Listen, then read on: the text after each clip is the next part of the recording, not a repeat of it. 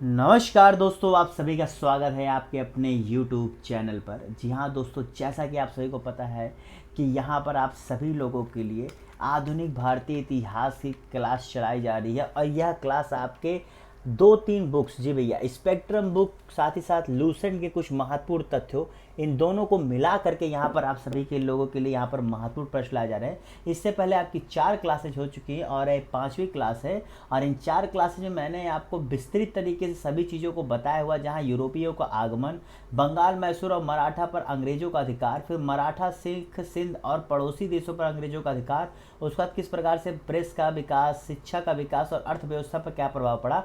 और आज हम लोग 1857 की क्रांति और साथ ही साथ जो अंग्रेजों ने कुछ एडमिनिस्ट्रेशन संबंधित कानून लाए थे उनके विषय में जानने वाले। तो पूरे सीरीज में हम लोग चीज़ों को पढ़ रहे हैं और उम्मीद है ज़्यादा से ज़्यादा अगले एक हफ्ते में आपका पूरा यहाँ पर ये इतिहास पूरा जो आधुनिक भारत है वो ख़त्म हो जाएगा। क्योंकि इसके बाद चीज़ें जब थोड़ी सी तेज़ी से चलेंगी तो आप लोग के लिए और भी ज़्यादा आसानी से चीज़ें दिखने वाली है। तो चलिए भैया, इसी के साथ आज की क्लास को शुरू करते हैं। आप सभी को वेरी वेरी गुड मॉर्निंग। और क्लास स्टार्ट करने से पहले भैया देखिए, करंट अफेयर्स क्लासेस भी चल रही हो करिए और अन्य सब्जेक्ट्स की क्लासेस भी बहुत जल्द स्टार्ट होने वाली, क्योंकि पेपर नज़दीक आ रहा है। तो उससे पहले सब कुछ आप लोग का यहाँ पर हमें तैयार करा देना, इस चीज़ को आप लोग जान के चलिए, ठीक है। और ये आप किसी भी स्टेट से, फिर बता रहा हूँ, किसी भी स्टेट से अगर आप जा रहे हैं तो उसके लिए आपके लिए इंपॉर्टेंट है, ठीक है। चलिए आज के पहले प्रश्न की तरफ बढ़ते हैं, जो है आप लोग की स्क्रीन पर ये रहा पहला प्रश्न। चलिए भैया, ये रहा पहला प्रश्न। और प्रश्न स्टार्ट करने से पहले आप लोग तो देख ही लिए, एक चीज़ ये बताओ, आप लोग क्लास देख रहे हो लेकिन बताओ सब्सक्राइब क्यों नहीं कर रहे हो? मुझे बार बार एक ही चीज़ नहीं समझ में आ रही है। मैं पिछली क्लास में बोला था, फिर बोल रहा हूँ। देखो भैया, 60% अभी भी वो जनसंख्या है जो मेरी वीडियोस देखती है, क्लासेस पढ़ती है, लेकिन सब्सक्राइब नहीं कर रही है। तो भैया, जो सब्सक्राइब नहीं कर रही है उन्हें मुझसे पूछना है कि क्या ऐसी गलती हो रही है क्लास में जो आप सब्सक्राइब नहीं कर रहे हैं, बताइए। आपको भैया सब्सक्राइब जब तक नहीं करेंगे तब तक कैसे भैया बात बनेगी, ठीक है। तो आप लोग जरूर जरूर सब्सक्राइब करिए और अपने अन्य दोस्तों को शेयर करिए। चलिए भैया, आज का पहले प्रश्न के साथ क्लास की शुरुआत करते हैं कि रेगुलेटिंग कानून 1773। जी भैया देखिए, होता क्या है कि आपको पता है कि 1600 में जो है 1601 में और 2 में के आसपास अंग्रेज भारत आते हैं। उसके बाद से धीरे धीरे धीरे धीरे 1773 तक, अब सॉरी 1700, उसका क्या नाम है, जो प्लासी का युद्ध हुआ था, बक्सर का युद्ध, माफ़ करेगा, बक्सर के युद्ध के बाद वो धीरे धीरे अपना पूरा क्या 1764 तक अपनी पूरी चीज़ें स्थापित कर लेते हैं, ठीक है। 1764 तक आपको पता है बक्सर का युद्ध 1764 में हुआ था। उसके बाद वो क्या बंगाल पर अधिकार करने के साथ वहाँ पर उसकी क्या दीवानी पा जाते हैं। और फिर वहीं पर वो क्या, वहीं पर वो गवर्नर जनरल स्थापित करके पूरा क्या धीरे धीरे पूरा अपना आधिपत्य जमाते चले जाते हैं, ठीक है। समझ गए, एक रिकॉल हो गया। चलो, तो यहाँ कह रहा है कि रेगुलेटिंग कानून 1773 के अंतर्गत सबसे पहले सुप्रीम कोर्ट कहाँ पर स्थापित किया गया था, बताइए कहाँ पर स्थापित किया गया था। सुप्रीम कोर्ट सबसे पहले कहाँ पर स्थापित किया गया था, बताइए इसका सही जवाब क्या होगा। तो अभी मैंने आपको बताया भैया बंगाल, अभी मैंने आपको इतना सब हिंट दे के बताया, अगर आप इसके बावजूद नहीं समझे कि ये बंगाल में ही इन्होंने सब कुछ, सबसे पहले ये बंगाल में इनको अधिकार मिला, उसके बाद ये अलग अलग जगहों पर गए थे।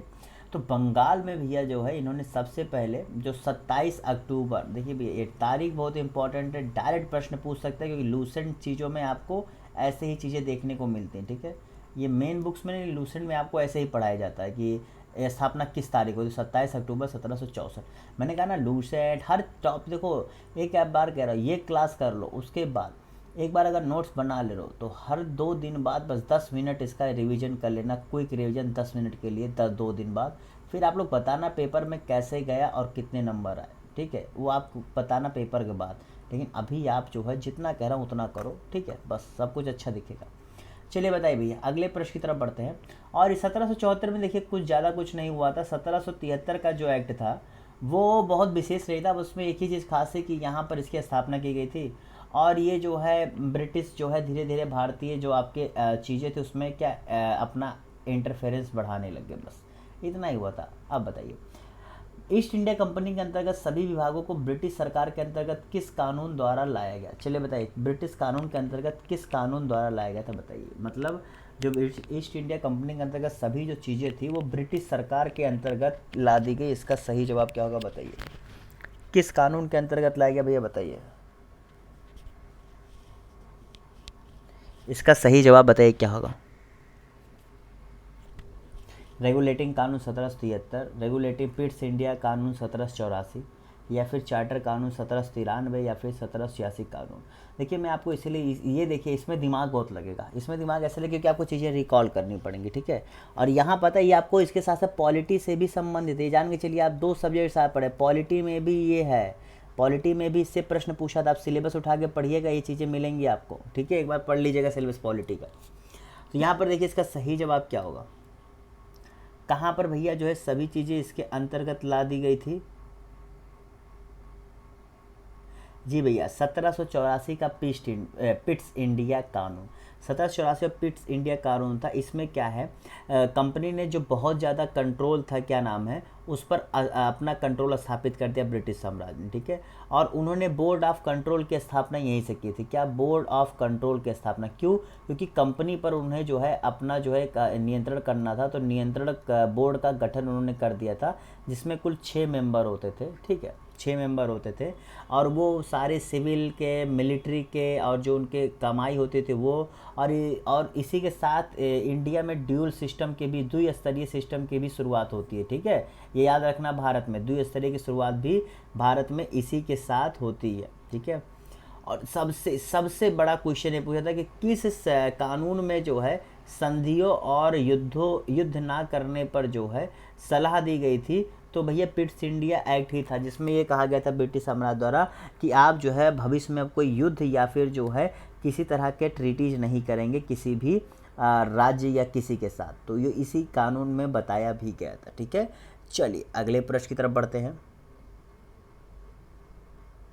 और सॉरी, जाते जाते ये तो कैसे भूल सकता हूँ, ये तो कम से कम हर चीज़ इसी कानून के अंतर्गत जो मद्रास, ठीक है, मद्रास और बॉम्बे का जो आपका प्रेसिडेंसी थी, उसे भी क्या बंगाल के अंडर ला दिया गया, ठीक है, अंडर बंगाल कर दिया गया था, ठीक है, ये आपको पता होना चाहिए, अंडर बंगाल कर दिया गया था। ये 5-6 पॉइंट है जो 1784 जरूरी है, आपको रटे होने चाहिए। अगर आपको ये नहीं पता है तो आप कैसे भैया 1784 से संबंधित प्रश्न सही करोगे। अगला प्रश्न है कि भारत संबंधित कानून ब्रिटिश संसद में बनाए जाने का कानून किससे संबंधित है। किसमें कहा गया था कि अब भारत संबंधित जो कानून है वो ब्रिटिश संसद में बनाए जाएंगे।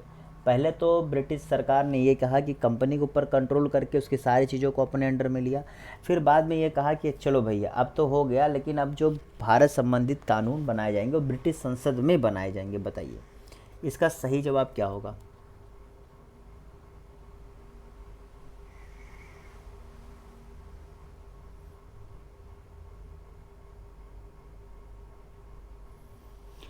तो जितने लोगों ने यहाँ पर इसका सही जवाब क्या दिया, चलिए बताइए क्या क्या है। 1833, 1853, 1813 या फिर 1793। बताइए इसका सही जवाब क्या होगा।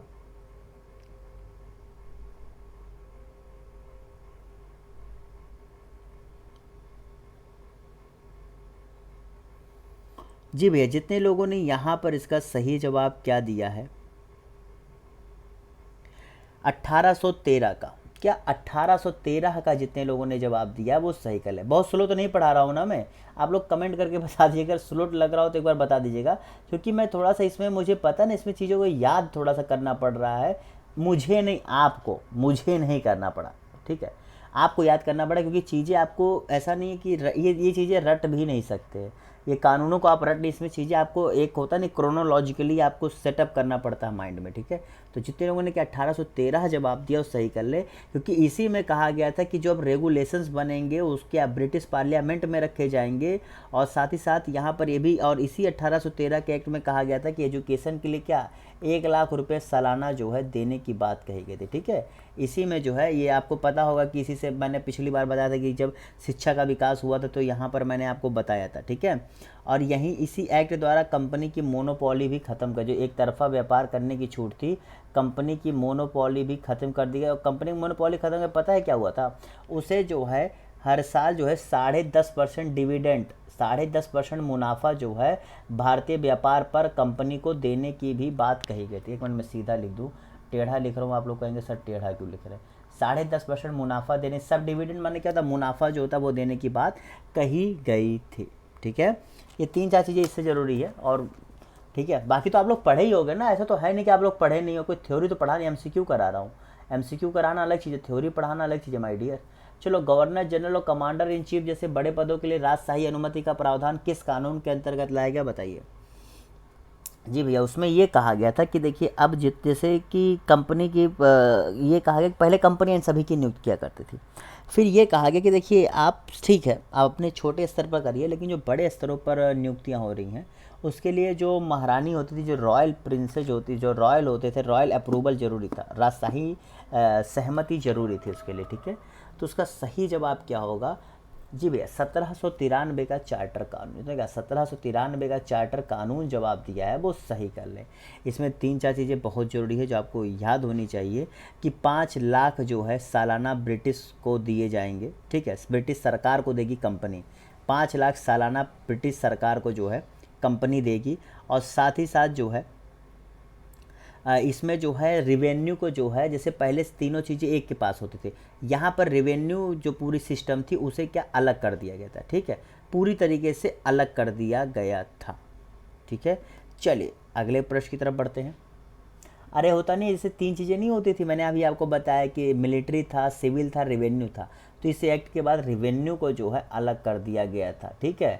रेवेन्यू के लिए अलग से पूरी व्यवस्था थी, जब सिविल और मिलिट्री ही केवल एक बोर्ड ऑफ कंट्रोल के अंतर्गत काम करती थी, अभी मैंने बताया था ना। चलो अगला प्रश्न है कि भारत में दास प्रथा का अंत और भारतीय कानूनों को संहिताबद्ध, माफ करेगा संहिताबद्ध, ठीक है, और समेकित किस कानून के प्रावधानों के अंतर्गत किया गया, बताइए।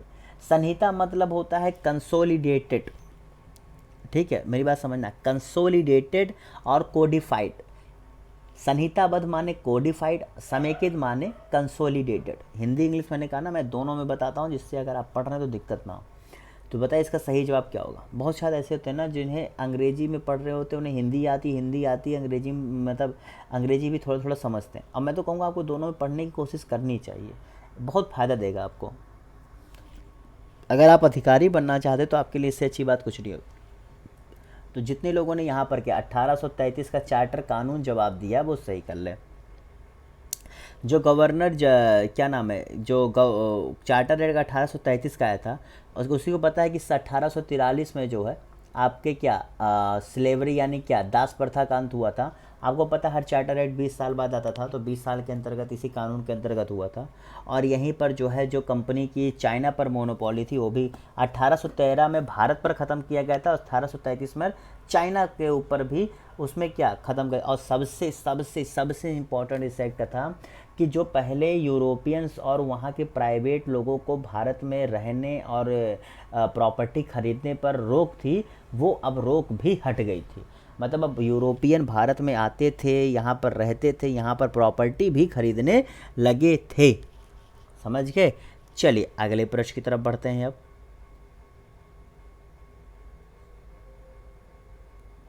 समझ गए भैया, और कुछ है मेरे ख्याल से और कुछ ऐसा मुझे नहीं लगता है। वैसे इसमें यहाँ पर एक छोटी सी बात ये कही गई थी कि जो इंडियंस होंगे उनकी नियुक्ति में कोई जो है भेदभाव नहीं किया जाएगा, लेकिन इसका कुछ लेकर के कुछ ठोस काम नहीं हुआ था, केवल ये मुंह की बात थी।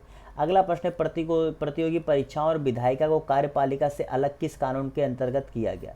जी भैया, जुडिशरी, आपको पता है कि जो विधायिका मतलब क्या है, एग्जीक्यूटिव को जुडिशरी से, ठीक है, एग्जीक्यूटिव को जुडिशरी से जुडिशरी कह रहा हूँ, लेजिस्लेटिव, माफ़ करेगा, एग्जीक्यूटिव को लेजिस्लेटिव से अलग जो है किस कानून के अंतर्गत किया गया था, बताइए इसका सही जवाब क्या होगा, फटाफट जवाब दीजिए। तो जितने लोगों ने यहाँ पर इसका सही जवाब क्या दिया, जी भैया 1853 जितने लोगों ने जवाब दिया है वो सही कर ले। इसमें जो है देखिए 2-3 चीज़ें क्या हुई थी, एग्जीक्यूटिव को लेजिस्लेचर यानी इससे अलग कर दिया गया था, और साथ ही साथ फिर आपके यहाँ पर प्रतियोगी परीक्षाओं की शुरुआत भी की गई थी भर्तियों के लिए, ठीक है, जो पहले नहीं होती थी। पहले वही पता नहीं नियुक्त के आधार पर वो कंपनी जिसे चुन ले वो होता था। इसके लिए भी बहुत संघर्ष किया था कांग्रेस ने। जो कांग्रेस को इतिहास पढ़ेंगे तब समझेंगे कि भारत इतनी आसानी से आज़ादी नहीं मिली, ये लास्ट था। चलिए बताइए यहाँ पर, हाँ तो 1853 का था। यहीं पर क्या कंपनी जो प्रतियोगी परीक्षाओं की शुरुआत की गई थी, और क्या कार्यपालिका को विधायिका से अलग किया गया था, और साथ ही साथ जो कंपनियों का जो है सर्विस यानी कि सेवाओं देने पर जो विशेषाधिकार था वो भी क्या ख़त्म कर दिया गया, ठीक है, वो भी ख़त्म कर दिया गया था। और सबसे सबसे बड़ी चीज़ या तो एक तो हुआ था यहीं से जो है लेजिस्लेटिव विंग की स्थापना हुई थी, यानी क्या लेजिस्लेटिव सिस्टम की शुरुआत भी जो है, रिप्रेजेंटेशन जो है लोकल लोगों को इसमें दिया जाने लगा। लोकल लोगों को जो रिप्रेजेंटेशन यानी कि प्रतिनिधित्व लेजिस्लेटिव विंग में देने जाने की शुरुआत भी इसी 1853 से हुई थी। तो वेरी वेरी इंपॉर्टेंट, क्योंकि पॉलिटी में इससे ज़्यादा प्रश्न पूछ सकता है। अगर आप पढ़ रहे हो तो ये पॉलिटी के पॉइंट ऑफ व्यू से इंपॉर्टेंट क्वेश्चन है, ना कि हिस्ट्री के, लेकिन आपको पता होना चाहिए क्योंकि हम लोग पढ़ रहे हैं तो चीज़ें सही से पता हो, वो रिवीजन हो जाएगा फिर। ठीक है, चलो अगले प्रश्न की तरफ बढ़ते हैं। अगला प्रश्न है, भारत में सर्वप्रथम कैबिनेट सरकार कब से शुरू किया गया? कब से शुरू किया गया बताइए भैया, कैबिनेट सरकार कब से शुरू किया गया बताइए। देखिए सारी चीज़ जो मैं करा रहा हूँ ना, बार बार कहता हूँ, बहुत इंपॉर्टेंट है। प्रीवियस ईयर पेपर्स आपने राज्यों के देख लीजिएगा, अलग अलग राज्यों के जहाँ भी हो रहे हैं आप देखिएगा, फिर बताइए कैसे जो है मैं प्रश्न करा रहा हूँ, कितने इंपॉर्टेंट हैं और कितनी ही जो है रिलेटेबल हैं, कि किस तरह के ऐसे बेसिक प्रश्न या किस तरह से हल्के से घुमा करके, बेसिक में ही हल्का सा घुमा करके प्रश्न पूछ लिया जाता है, क्योंकि समय की कमी होती है, ये बात होता है ना। क्योंकि अब 150 क्वेश्चन, कहीं कहीं 100 क्वेश्चन कम समय में बहुत सारे दिए जाते हैं, समय का अभाव होता है, तो इसी चीज़ के लिए तो जितने ने क्या 1861 के बाद जब आप दिया उस सही कर ले। जी भैया, इंडिया काउंसिल एक्ट 1800 आया था क्या? 61, इंडिया काउंसिल एक्ट 1861 जो आया था, उसमें जो है क्या, उसी में जो है आपकी इसकी क्या कहते हैं, पोर्टफोलियो सिस्टम, जिसे कैबिनेट सिस्टम का एक पार्ट कहते हैं, पोर्टफोलियो सिस्टम का क्या शुरुआत की गई थी। और जो है अब जो भारत में कानून बनते थे वो अब केवल कार्यपालिका के पास नहीं बल्कि कैबिनेट के पास चला गया था। ठीक है, पहले कानून बनाने का काम जो है केवल कार्यपालिका जो होती तो करते हैं, लेकिन अब विधायिका के अंतर्गत भी ये चीज़ें हो जाने लगी। जैसे आज हम लोग विधायिका के अंतर्गत कानून बनाते हैं ना, पहले ऐसा नहीं था, पहले कार्यपालिका जो है बनाती थी, और यहीं से नॉन ऑफिशियल्स जो है उनके जाने की शुरुआत हुई थी। नॉन ऑफिशियल्स माने क्या, ये मतलब जो है ये सरकार द्वारा नियुक्त किए जाते थे, और इन्हें भी क्या इस जो लेजिस्लेटिव होता था उसमें जाने की अनुमति दी गई थी। ठीक है, समझ गए? यहाँ से एक शुरुआत हुई थी, लेकिन धीरे धीरे देखिए होता नहीं कि उस समय ये चीज़ें, जब ये 1861 के काम में लाया गया था तो उस समय सब नाराज़ हुए, करे ये क्या, लेकिन इसने जो शुरुआत की वही आगे आगे धीरे धीरे बढ़ता गया। पहले कहा नहीं जाता है कि जब तुम्हें सपना आ रहा हो कि हमें अधिकारी बनना है, तो अधिकारी बनने के लिए पहले चीज़ें क्या होती है कि सपना तो हुआ है, और जब सपना आएगा तब उसके लिए किताब खरीदोगे ना, किताब खरीदोगे तब नोट्स बनाओगे ना, तो वही चीज़ों की एक श्रृंखला समझ लीजिए। चलिए अगले प्रश्न की तरफ बढ़ते हैं। अगला प्रश्न है आप लोगों से, इंडिया काउंसिल एक्ट 1892 के संबंध में कौन सा कथन सत्य है?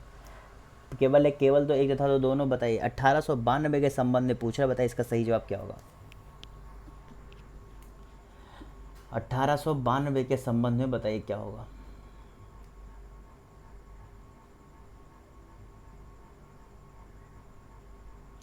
तो क्या प्रतिनिधित्व देने की सिद्धांत की शुरुआत हुई, अप्रत्यक्ष चुनाव की शुरुआत हुई, बताइए इन दोनों में से क्या सही है। चित्रों ने क्या एक तथा दोनों जवाब दिया, वो सही कहला। जी भैया, जैसे प्रकार मैंने आपको बताया कि 1800 जो आपका 53 आया था उसमें शुरुआत थी। 1858 में भी एक्ट आया था, लेकिन उसमें कुछ खास नहीं हुआ था, बस केवल जो ड्यूअल सिस्टम चल रहा था पिट्स इंडिया एक्ट के अंतर्गत, जिसमें बोर्ड ऑफ कंट्रोल भी होता था और कंपनी गवर्नमेंट भी होती थी, उसे ख़त्म कर दिया गया था, बस इतना हुआ था। बाकी फिर 1892 में जो आया, 61 में आया था, फिर 61 के बाद 92 में आया था, उसमें उसी समय आपकी कांग्रेस की स्थापना हुई थी 1885 में। फिर जो नॉन ऑफिशियल मेंबर्स जो 1861 में जगह दी गई थी, उनकी संख्या में क्या और बढ़ोतरी हुई थी। ठीक है, और साथ ही साथ जो गवर्नर जनरल का लेजिस्लेटिव काउंसिल होता था उसे बढ़ाया गया था, और अप्रत्यक्ष चुनाव की शुरुआत की गई थी, और साथ ही साथ क्या प्रतिनिधित्व देने की शुरुआत की गई थी। उसमें उस समय क्या अलग अलग तरीक़ों से जमींदार और इन सभी को जो है प्रतिनिधित्व देने की बात कही गई थी। समझ गए? चलिए अगले प्रश्न की तरफ बढ़ते हैं। क्लियर? समझ गए एक चीज़? चलो भाई अगले प्रश्न की तरफ बढ़ें। समझ में आ रही ना एक चीज़ें? देखो जो मैं बता रहा हूँ आपने अगर पढ़ा हुआ है तो चीज़ें रिकॉल हो रही, नहीं पढ़ा हुआ है तो एक बार इसको ध्यान से सुनने का। 1909 के भारतीय काउंसिल कानून के संबंध में कौन सा कथन असत्य है, बताइए कौन सा कथन असत्य है, जवाब दीजिए। चलिए बताइए माय डियर, कौन सा क्वेश्चन आपको असत्य लग रहा है इसमें से बताइए। और यार सबसे बड़ी चीज़ पता है कि आप लोग सब्सक्राइब नहीं करते हो। मतलब ऐसा मुझे कहना अच्छा नहीं लगता, लेकिन पता है क्या होता है, जब इतनी मेहनत से मतलब आपके लिए दो दो तीन तीन किताब से मेहनत करके परीक्षा की दृष्टि से ये सारी चीज़ें की जाती है, तो देखिए ऐसा तो है नहीं मैं आपसे पैसे मांग रहा हूँ। क्योंकि देखो एक पैसा मांगना एक अलग चीज़ है, मैं आपसे केवल एक आपका सपोर्ट चाह रहा हूँ कि मेरे लाइक कर दो, सब्सक्राइब कर दो, कमेंट कर दो और अपने अन्य दोस्तों को शेयर कर दो कि देखो सर पढ़ा रहे हैं, आप एक बार देखो पढ़ के, इससे अच्छी चीज़ें आप हासिल करोगे। आपने जो नोट्स बनाया है उससे एक बार देखो कि आप ये आपकी कहीं चीज़ें छूट तो नहीं रही हैं। यही छोटी चीज़ तो मैं मांग रहा हूँ आपसे, तो ये तो कह नहीं रहा हूँ कि भैया मेरे लिए ये करो, मुझे 2000 रुपये दो, ऐसा तो मैं कहीं डिमांड कर नहीं रहा हूँ, ठीक है। तो जितने लोगों ने यहाँ पर इसका सही जवाब क्या दिया 1909, देखिए पता है 1909, 1919, 1935 के लिए मैं अलग से एक वीडियो बनाऊंगा, क्योंकि ये बहुत ही इंपॉर्टेंट है, यहाँ से अच्छे खासे प्रश्न पूछ जाते हैं। तो कौन सा, सत्येंद्र प्रताप सिन्हा जी पहले वायसराय बने थे, बिल्कुल बात सही है, चलो ये तो सही हो गया। केंद्र और राज्य दोनों से विधायिका की शक्ति में वृद्धि हुई थी, चलो ये भी बात सही है। लेजिस्लेटिव मतलब क्या, सेंट्रल और प्रोविंशियल दोनों में हुआ था, चलो। मुसलमानों के लिए अलग से निर्वाचक समूह की शुरुआत हुई थी, चलो ये भी बात सही, यानी कि बच रहा है क्या, डी। मुसलमानों के लिए आज से मैं नहीं भैया, मुसलमानों के लिए जो सीमा रखी गई थी वो हिंदुओं से कम रखी गई थी, ज़्यादा नहीं बल्कि क्या कम रखी गई थी। तो जितने लोगों ने क्या डी जवाब दिया है वो सही कर ले, ठीक है। चलिए अगले प्रश्न की तरफ बढ़ते हैं। अगला प्रश्न है, भारत सरकार कानून 1919 के संबंध में कौन सा कथन असत्य है। चलो भैया 1919 के संबंध में बताओ कौन सा कथन असत्य है, जवाब दीजिए। चलिए भैया जवाब दीजिए, बताइए सही जवाब क्या होगा। इसी को मॉन्टेग चेम्सफोर्ड रिफॉर्म भी कहते हैं, और पुराने वाले क्या, उसे मॉर्लो मिंटो कहते हैं। इसीलिए कहा ना ये 2 और 1935 इंपॉर्टेंट है थोड़ा आप लोग के लिए, तो इस पर एक छोटी सी वीडियो लेकर के आऊँगा 10-15 मिनट की, बहुत बड़ी नहीं, उसमें आपको चीज़ें और थोड़ा सा डिटेल में बताऊँगा। तो जितने लोगों ने यहाँ पर क्या करा, ब्रिटिश ने पहली बार जिम्मेदार सरकार की शुरुआत की, बिल्कुल बात सही भैया, थोड़ा सा स्टार्ट किया था इन्होंने, एक कहा था जैसे 1919 में चीज़ें काफ़ी हद तक अलग हो चुकी थी, और आपको पता है कि उस दौरान फिर हमारे यहाँ पर खलीफा और कोऑपरेशन मूवमेंट भी कुछ हद तक चल रहा था। तो आपको ये चीज़ें थोड़ी सी पता होनी चाहिए। देखिए जब आप चीज़ों को इस तरह से कनेक्ट करके पढ़ेंगे ना, मैंने फिर कहा इतिहास को कहानी की तरह पढ़ो। इतिहास को जिस दिन आप कहानी की तरह पढ़ेंगे, यकीन मानो जब ये चीज़ें आपके सामने आएंगी और सामने आपके 4 ऑप्शन दिखेंगे ना, आप चीज़ें खुद ब खुद गलत करना भूल जाओगे। क्योंकि कहानी में आप नोट्स कनेक्ट करोगे, जो नोट्स कनेक्ट करोगे, नोड NODE की बात कर रहा हूँ, मतलब बिंदुओं से होती है, इन जब नोट्स को कनेक्ट करोगे तुम अपने आप जो है चीज़ें गलत करना भूल जाओगे। दूसरा क्या था, केंद्र और राज्य के बजट को अलग किया गया, चलो भाई ये सही है। राज्य के सचिव की संख्या भारतीय कोष से देने की बात हुई, केंद्र स्तर पर ऊपरी सदन नीची सदन की शुरुआत हुई, चलो ये सी गलत है। यहाँ पर यह फैसला कि जो राज्य के सचिव यानी कि सेक्रेटरी ऑफ स्टेट थे उनको भारतीय कोष से पैसा नहीं दिया जाएगा, ठीक है। ये जो है ब्रिटिश एक्सचेकर, जो ब्रिटिश की अपनी कोष है वहाँ से दिए जाएंगे, ठीक है। बस ये इसका सही जवाब है। कितने लोग सही कर पाए, चलो अब भैया 1857 की तरफ बढ़ते हैं, बताइए 1857 की क्रांति में कौन कौन से निम्न विद्रोह सम्मिलित थे। नागरिक विद्रोह, जनजातीय विद्रोह, किसानों का विद्रोह, सेना विद्रोह। बताइए जो 1857 की क्रांति हुई थी वो ऐसा तो है नहीं कि केवल एक जगह से शुरुआत हुई थी, उसके पीछे भी एक रूपरेखा थी कि उसके पहले भी कुछ ऐसी चीज़ें हुई थी जिसने इसको क्या एक बड़ा रूप दे दिया था, ठीक है। तो यही पूछ रहा है इसके बारे में बताओ क्या सही है, इसके बारे में बताओ क्या सही है। तो जितने लोगों ने यहाँ पर क्या 1 2 3 4 जवाब दिया और सही कर। आपको पता है कि नागरिक विद्रोह हुआ था 1857 के दौरान, बिल्कुल कई जगहों पर उससे पहले भी छोटी छोटी ऐसे विद्रोह हुआ करते थे, और बाद में जब इतना बड़ा विद्रोह हुआ था तो उन्होंने क्या उसे जो है और शक्ति दी कि हम इसके खिलाफ और अच्छे से हमें लड़ना चाहिए, ठीक है। उसके बाद आपको पता है कि जनजातीय विद्रोह कई जगहों पर, उसके बाद क्या किसानों का विद्रोह था, सेना विद्रोह था, संथाल विद्रोह आप लोग सुने हो ना, बहुत ज़्यादा न्यूज में था, और मोपला विद्रोह, से तमाम चीज़ें हैं जो आप लोग देखे होंगे, ये चीज़ें हैं। तो ये सभी चीज़ क्या थे, कोया रोल्ट, भील रोल्ट रिवोल्ट मतलब भीलों का, और उसके बाद क्या था संथाल था, खोंड था, रामोसी था, ये तमाम चीज़ें जो आप लोग पढ़े होंगे, कोल का था, ये सारे क्या थे जनजातीय विद्रोही थे। किसानों का विद्रोह आप लोग पढ़े ही हो कितना अच्छे से था, इन लोगों ने क्या क्या नहीं किया था, जैसे आपको क्या फ्रेजी का था, पागलपंथी का था, और आपका किसका था, ये 3-4 चीज़ें थी जिन्होंने अच्छा खासा योगदान दिया था, समझ गए। और सेना विद्रोह तो आपको पता ही है कि किस प्रकार से मई का पूरा खेल हुआ था, समझ गए, याद आया, समझ गए। चलो अगले 1857 की क्रांति में कौन सा प्रमुख कारण जो है नहीं था, मतलब कौन सा कथन असत्य है उसके कारकों में से बताइए, इसका सही जवाब क्या होगा। ध्यान से पढ़िएगा, आप लोग गलत नहीं करेंगे, लेकिन इसके लिए ध्यान से एक बार पूरे प्रश्न को पढ़िए, एक सरसरी निगाह से देखिए, फिर आप बताइए क्या होगा।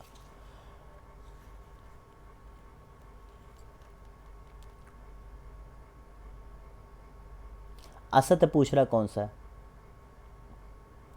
तो यहाँ पर जितने लोगों ने सही जवाब क्या दिया है, सी।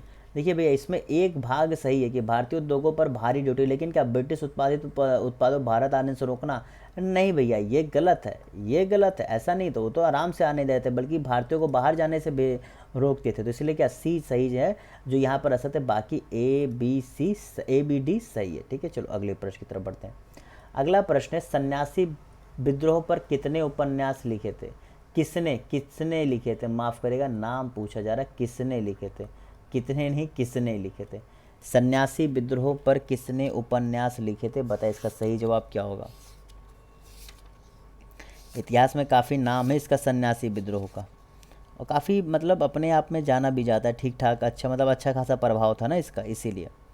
तो जितने लोगों ने यहाँ पर इसका सही जवाब, ये 1763 से 1800 का इसका समयकाल माना जाता है, और इसका सही जवाब है बंकिम चंद्र चट्टोपाध्याय। जी भैया, बंकिम चंद्र चट्टोपाध्याय जी ने लिखा था। वो दोनों के नाम बता दूँ, एक तो इन्होंने लिखा था देवी चौधरानी, ठीक है, और एक इन्होंने लिखा था क्या कहते हैं, आनंद मठ। आनंद मठ और देवी चौधरानी, ठीक है, ये दोनों चीज़ें जो है इन्होंने इसी से संबंध में लिखी थी। ठीक है, देवी चौधरानी जी तो इस समय जो ये सन्यासी रिवोल्ट हो रहा था, उसमें इन्होंने बढ़ चढ़कर हिस्सा लिया था, तो उन्हीं के ऊपर ये उपन्यास लिखी थी। ये महिला मतलब हिसाब से बताया कि किस प्रकार से महिलाएं भी एक युद्ध में शामिल हो सकती हैं, उसका बखान किया गया है। ठीक है, अगले प्रश्न की तरफ बढ़ते हैं। अगला प्रश्न है, मोआ मारिया का विद्रोह किस राज्य में हुआ था? मोआ मारिया का विद्रोह किस राज्य में हुआ था, बताइए। ये बेसिकली जो है निम्न जाति के किसान होते थे मोआ मारिया, ठीक है, और ये अनिरुद्ध देव जी की जो है जो चीज़ें पढ़ाई गई थी उसको फॉलो करते थे। ठीक है, और इसकी वजह से इतना इन्होंने परेशान किया था कि वो राजा जा कर के अंग्रेज़ों से सहायता मांगने चला गया था, और फिर उस राजा के अंग्रेज़ों ने सहायता की थी इस विद्रोह को दबाने के लिए। इसका सही जवाब है असम। असम में जो अहोम राजा नहीं थे, अहोम राजा के खिलाफ इन्हीं मोआ मारिया ने विद्रोह किया था। समझ गए? बाकी जो पहले कहानी बताई वो तो दिमाग में बैठ गई ना। चलो अगला प्रश्न है, एक मिनट। हाँ, सिपाहियों में नाराज़गी के प्रमुख कारण कौन कौन से? अभी मैंने बताया ना आपको कि सिपाही जो है इस युद्ध में सेना विद्रोह भी बहुत बड़ा कारण था। तो सिपाहियों के नाराज़गी के प्रमुख कारण क्या क्या थे? आपने अगर सही से पढ़ा होगा तो इसमें से कोई भी प्रश्न आप गलत नहीं करेंगे, ऐसा मैं उम्मीद कर सकता हूँ। उम्मीद नहीं, मुझे सब विश्वास है। ठीक है, यही तरीका बताएगा कि आप कितने ध्यान से और कितने अच्छे से पढ़े हैं। क्या कि बंगाल आर्मी में नियुक्त पाना, भविष्य में कहीं भी सेवा के लिए भेजना, बाहरी सेवा के लिए भत्ता देना, अवध पर अंग्रेजों का अधिकार। ये तो ने क्या डी जवाब दिया, 1 2 3 और सही गलत। जी भैया, तीनों बात सही है। इसमें क्या हुआ था ना, बंगाल में ये लाया गया कि अब जो है कहीं भी सेवा करने भेजेंगे, तो पहले ये था कि समुद्र पार करना उनके लिए क्या माना जाता था, एक कलंक माना जाता, मतलब जो ऐसा कहा जाता था जो समुद्र पार कर देगा उसके साथ बहुत कुछ बुरा हो जाएगा, इन द सेंस ये था। और बाहरी फिर ये कहा गया कि आपको जो सेवा देंगे, अगर आप कहीं अपने स्टेट से हट के बाहर जाएंगे, जैसे सिंध या अन्य प्रांतों में भेजते थे, तो आपको अलग से कोई भत्ता नहीं दिया जाएगा। ये भी भाई गलत। और अवध पर जब अंग्रेज़ों ने अधिकार कर लिया था, तो अवध आपको पता है उस समय जो सेना में बहुत बड़ी जो संख्या थी वो अवध से आने वाले लोगों की बहुत है, क्योंकि यूनाइटेड प्रोविंस तब बहुत बड़ा था। मतलब पंजाब के बाद जो हिस्सा देखेंगे वो यूनाइटेड प्रोविंस से था। जैसे आज का उत्तराखंड, आपका आज का यूपी हो गया, और हिमाचल सॉरी क्या कहते हैं, मध्य प्रदेश का कुछ एरिया, राजस्थान का भी कुछ एरिया, तो ये सब पहले जो है यूनाइटेड प्रोविंस में आता था। कुछ एरिया की बात कर रहा हूँ, 2 राज्यों की, बहुत बड़े नहीं। ठीक है, चलिए बाकी तो बहुत बड़े स्तर पर तो ये भी पंजाब भी फैला हुआ था, जो आज का हरियाणा है, पंजाब है, हिमाचल प्रदेश है और कश्मीर, यहाँ सब भी पहले शासन हुआ करता था। ठीक है, चलो अगले प्रश्न की तरफ बढ़ते हैं। मंगल पांडे का संबंध निम्न में से किससे था, बताइए। मंगल पांडे का संबंध निम्न में से किससे था? अब ये सब आप लोग जो है लूसेंट टाइप के प्रश्न आप लोग को, अच्छा पता है घटना चक्र आप लोग बहुत पढ़ते हैं, घटना चक्र। तो देखो घटना चक्र में भी ऐसे ही प्रश्न आप लोग से बहुत पूछा मतलब कराया जाता है।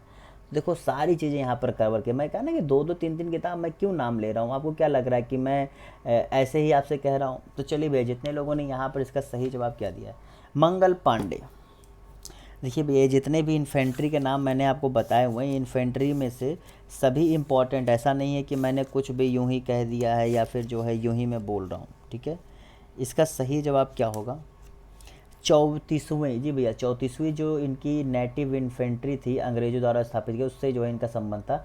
मंगल पांडे ही था सबसे पहले जिसने जो है, जो कारतूस आया नहीं था, उस कारतूस को लेकर हिंदू और मुस्लिमों में अलग अलग धारणा बैठ गई थी। तो जब इसको फूकने कहा गया तो ये मंगल पांडे था जो सबसे पहले नाराज़ हुआ था, और इसी ने जो है क्या अपने उसके मेजर को मार दिया था, ठीक है, बराकपुर में।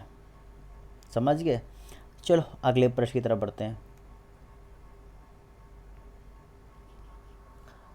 अगला प्रश्न है, 1 मिनट, हाँ बताओ, ये जो 1857 की क्रांति जब हुई थी, अच्छा इसमें 2-3 तारीख इंपॉर्टेंट है, मैंने उस पर थोड़ा सा प्रश्न नहीं बनाया, मैंने कहा आप लोग को रटा होगा।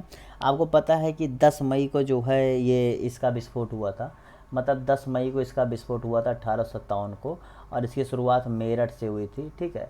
ये मैंने कहा आप लोग को पता होगा, और ये दिल्ली की तरफ ये जो है कूच किए थे, ठीक है। ये 2-3 प्रश्न आपको यहाँ ज़रूरी है। और फिर उन्होंने बहादुर, क्या कहते हैं, अब्दुल कौन से साहब, 1 मिनट मैं भूल रहा हूँ, क्या नाम था उनका, जिसे इन्होंने अपना वो घोषित किया था, बहादुर शाह को, ठीक है, बहादुर शाह को उन्होंने, फिर मुग़ल एम्परर थे, उनको उन्होंने अपना क्या सर्वसत्ता सौंप दी थी इन विद्रोहियों ने, बस यही था। चलो अब ये बताओ आगे कि कानपुर में जब ये विद्रोह हो रहा था 1857 की, तो इनका कौन चाह था, वो कर रहा था, क्या नाम है, लीड कौन कर रहा था, नेतृत्व कौन कर रहा था? कानपुर में नाना साहब, फैजाद में कुंवर सिंह, बिहार में मौलवी अहमदुल्ला, और बरेली में तात्या टोपे। बताइए कौन कर रहा था भैया? तो जितने लोगों ने यहाँ पर क्या ये जवाब दिया है, नाना साहब। जी भैया, नाना साहब आपको पता है कि पेशवा थे, बाजीराव द्वितीय के द्वारा एडॉप्ट किए गए थे, ठीक है, गोद लिए गए थे, और इन्होंने अपना पेशवा त्याग दिया था, ठीक है, आपको पता ही है। बाद में इन्होंने फिर जो है वहाँ पर लड़े थे अंग्रेज़ों के खिलाफ कानपुर में।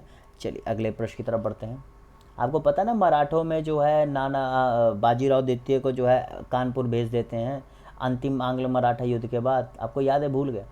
शाहमल उत्तर प्रदेश के किस जिले में अपनी क्रांतिकारी गतिविधियां चलाई थी?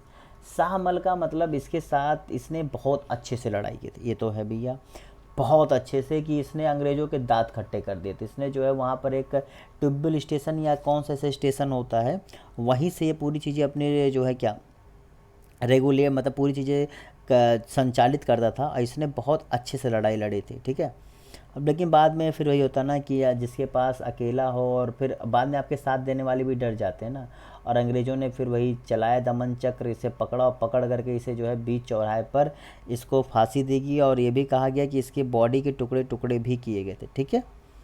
ओके, चलिए बताइए इसका सही जवाब क्या होगा। इसने काफ़ी अच्छा किया था। तो जितने लोगों ने यहाँ पर इसका सही जवाब क्या दिया है,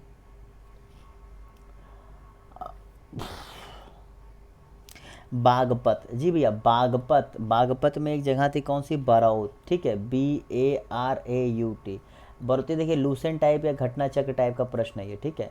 तो वहाँ पर जो है ये क्रांतिकारी गतिविधि अपना चला रहा था शाहमल, और ये जो है उत्तर प्रदेश, बागपत आपके उत्तर प्रदेश में पड़ता है, ठीक है, ये चीज़ ध्यान रखना, ये उत्तर प्रदेश पड़ता है, यहाँ चला रहा था, इसने बहुत अच्छा काम किया था, और शाहमल का नाम आप लोगों को भूलना नहीं चाहिए।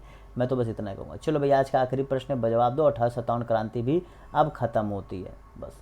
क्योंकि इससे ज़्यादा कुछ अच्छे प्रश्न जितने बन सकते थे वो मैंने आपको यहाँ पर पढ़ा दिए, क्योंकि जहाँ से प्रश्न बन सकते वो मैंने बता दिए। बाकी अन्य जो चीज़ें हैं प्रश्न बनने को तो कुछ भी बना दे, लेकिन जो ज़रूरी प्रश्न है, जहाँ आपको मेहनत करने की ज़रूरत है, जहाँ से आपके प्रश्न आने पर आपको थोड़ी सी दिक्कत हो सकती है, मैं उस पर फोकस कर रहा हूँ। अब 10 मई 1857 की क्रांति की शुरुआत, ये तारीख तो आपको पता होगा, क्योंकि आपको पता है कि इसकी तो हमें हर हाल में पढ़ना है, मेरा समझना, क्योंकि मैं चाहता हूँ आप जितना देर मेरे पास आ रहे हैं कुछ अच्छा सीख के जाए, अपने पेपर की तैयारी को मजबूत करके जाए।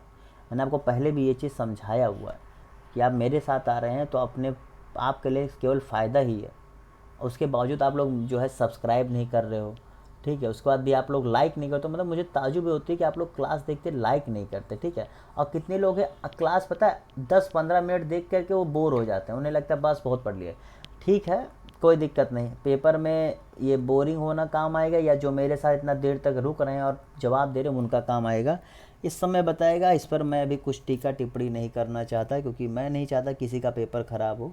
लेकिन उसके लिए एक छोटी सी आप लोगों से एक ही वो गुजारिश है कि अगर अपना भविष्य संवारना है तो अपनी आदतें भी सुधारो, ठीक है। चलो अगले, आज का आखिरी प्रश्न बताइए।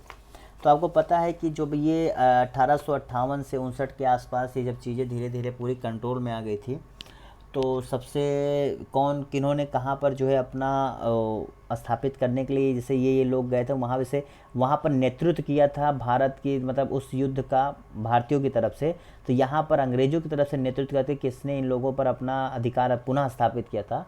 तो झांसी में कौन थे, दिल्ली में कौन थे, बनारस में कौन थे, कानपुर में कौन थे, जिन्होंने अंग्रेज़ों की तरफ से पुनः नियंत्रण स्थापित करने में अपनी सहायता दी थी? तो इसका सही जवाब है, देखिए भैया, आपका अगर पूछेंगे दिल्ली, तो दिल्ली में आपकी स्थापना हुई थी करीब 20 सितंबर 1857 तक वहाँ हो जाती है, ठीक है। सबसे पहले वहीं होती है, उसके बाद वो आगे बढ़ते हैं। तो वहाँ पर कौन किया था? अगर आप एक जान जाएंगे तो आप सब जान जाएंगे, क्योंकि ऑप्शन ही देख लीजिए, आपको एक पता लग गया तो आपको एक कॉन्फिडेंस से पता लग जाए बस, बाकी फिर अपने आप सही कर लेंगे। तो दिल्ली का भैया यहाँ पर किसने किया था? जॉन निकोलसन ने, ठीक है, जॉन निकोल। अब दूसरे का सी देखो कहाँ का दिया, तो ए दिया है, बी दिया है। चलो अब बढ़ते हैं। बनारस का याद होगा आप सभी को, क्योंकि बनारस में बहुत बुरी तरीके से किया गया था। तो उसका कौन थे? कर्नल नील थे। तो कहाँ पर दिया भैया? तीसरे का डी दिया है आपके बी में। तो बी इसका सही जवाब हो जाता है, ठीक है, बी इसका सही जवाब हो जाता है। चलिए भी इसी साथ इस क्लास को ख़त्म करने से पहले जो चौथी क्लास हुई थी, नहीं देखा देख लेना, ये 5 क्लास हो गई है। अब इसके बाद चीज़ें थोड़ी सी तेज़ी से बढ़ेंगी, क्योंकि अब आपके जो है सोशल रिफॉर्म्स यहाँ पर आपको पढ़ाए जाएंगे। फिर उसके सोशल रिफॉर्म्स में आपके 2 क्लास लगेंगे, ठीक है। उसके बाद फिर आपके जब इतिहास में थोड़ा सा वहाँ बढ़ेंगे हम लोग, युद्ध क्या नाम है, स्वतंत्रता संग्राम की तरफ, गांधी जी के आने की तरफ, तो थोड़ी सी वहाँ पर चीज़ें आपको और भी तेज़ी से होती हुई दिखेंगी, ठीक है। उम्मीद है कि 25 तारीख तक आपका पूरा ये मैं अच्छे से ख़त्म करा दूँगा, ठीक है। तो इसी साथ bye bye, tata, see you. मिलते हैं आप सभी लोगों से अगली क्लास में। और फिर कह रहा हूँ, अगर सब्सक्राइब नहीं किया सब्सक्राइब कर दें, लाइक कर दें, और अपने अन्य दोस्तों के साथ अगर शेयर नहीं कर रहे हो तो बहुत ही गलत कर रहे हो। मेरी इतनी मेहनत पर थोड़ा तो मुझे इनाम मिलना ही चाहिए, ऐसा मैं उम्मीद कर सकता हूँ। और क्लास पूरी देखो, और चौथी क्लास देख लेना, नहीं देखो। फिर मिलेंगे शाम को 8:30 बजे करंट अफेयर्स क्लास में। तब तक के लिए good bye, have a good day, bye.